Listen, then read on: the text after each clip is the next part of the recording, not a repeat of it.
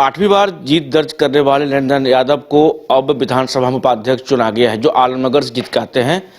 नरेंद्र जी, ये बताइए, सबसे पहले आपको उपाध्यक्ष पद मिला है, इसके लिए बधाई हो आपको। पत्रकार महोदय, उपाध्यक्ष का जो पद होता है वह संवैधानिक पद है, कॉन्स्टिट्यूशनल पोस्ट है, और पूरे सदन ने मुझे निर्विरोध रूप से चुना है आगे, और मैं प्रयास करूंगा कि सबों को साथ लेकर के चलूं, क्योंकि डॉक्टर राम मनोहर लोहिया ने कहा था जो लोकतांत्रिक व्यवस्था है उसमें जिस दल की सरकार होती है वो कम बोले, उसका काम बोले, और जो विपक्ष है वो जनता की आवाज बने।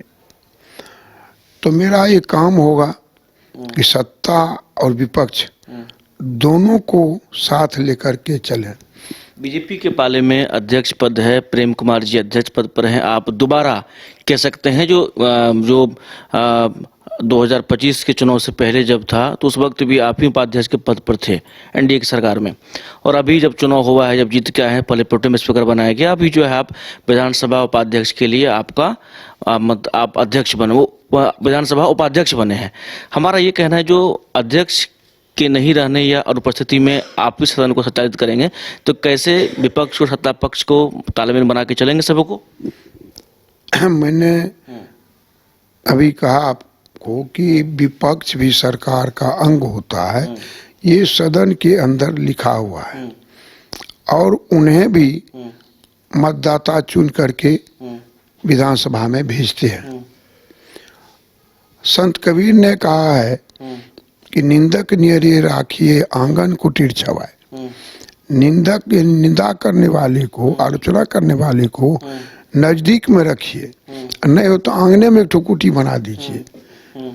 तो जो विपक्ष के माननीय विधायक हैं वो जन समस्याओं को सदन में जब उठाएंगे, चाहे प्रश्नकाल के माध्यम से हो, ध्यानाकर्षण के माध्यम से हो, या शून्यकाल के माध्यम से हो, या कट मोशन के द्वारा हो, तो हम प्रयास करेंगे कि उसकी समस्याएं सरकार सुने, उस पर सरकार अमल करे। ये मेरा प्रयास होगा। पत्रकार आप बहुत पुराने समय से हैं जदयू में और मंत्री पद पर भी रहे हैं। क्या पार्टी ने, अगर आपको मंत्री पद इस बार आपको नहीं मिला है, तो क्या अंदर से कुछ चीज़ें भी, जिज्ञासा भी, जो भाई मंत्री पद मिलता तो ठीक रहता है, या पार्टी ने जो आदेश दिया वो स्वीकार है? क्या कहेंगे?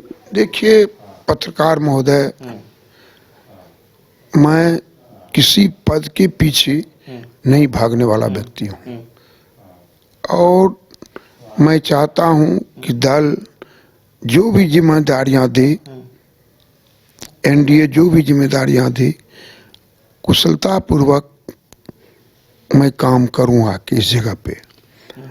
क्योंकि माननीय मुख्यमंत्री महोदय ने मुझसे कहा कि आप इस पद पर रहिए, मैंने स्वीकार किया कि कोई पद छोटा या बड़ा नहीं होता है, आदमी अपने कर्म से उस पद को ऊंचा कर देता है। आलमनगर की जनता तो ये चाह रही थी आप मंत्री भी बने।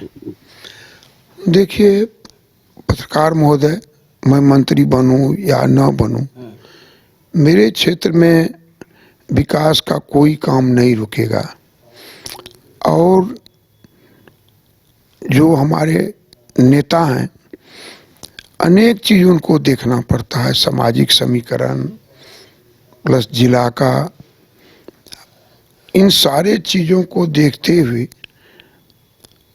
कठिन काम है, और वर्तमान में सबको मिला के चलना पड़ता है। 5 दलों की सरकार है, सबकी अपनी हिस्सेदारियां हैं, और उस विषम परिस्थिति में माननीय मुख्यमंत्री महोदय ने कहा कि इनका भी शपथ, इनका भी चुनाव विलंब करा दीजिए।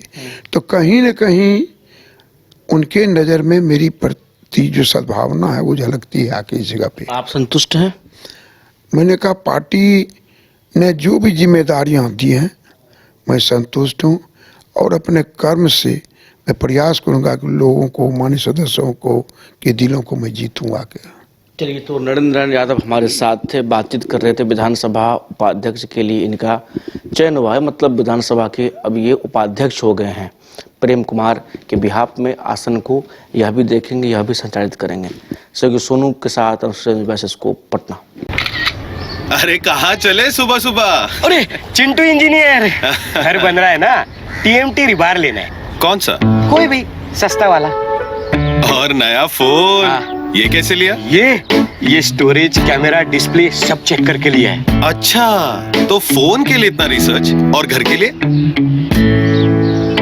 मतलब टाटा स्टील आशियाना पे रिसर्च करोगे तभी पता चलेगा कि टाटा टिस्कॉन 550 SD में है बेहतर ताकत और लचक, जो आपके घर को दे सुरक्षा के साथ सेविंग्स भी। क्या हुआ? पहले रिसर्च करनी है ना। टाटा टिस्कॉन 550 SD, समझदार बने, बेहतर चुने। घर रहने का मकान भर नहीं, ये खुशियों की तिजोरी है। दरवाजे पर दस्तक देता पड़ोस, खिड़कियों से उमड़ आता आसमां, तारों में उलझी ऐसी ना जाने कितनी दास्तां। कहती हैं चले डायमंड सिटी, एक सफर हम सफर के साथ अपने घर तक। Diamond city, life long bonding, 500 से ज्यादा खुशहाल डायमंड परिवार। जल्दी करें, सिर्फ 200 फ्लैट बाकी। आज ही बुक करें अपना आशियाना।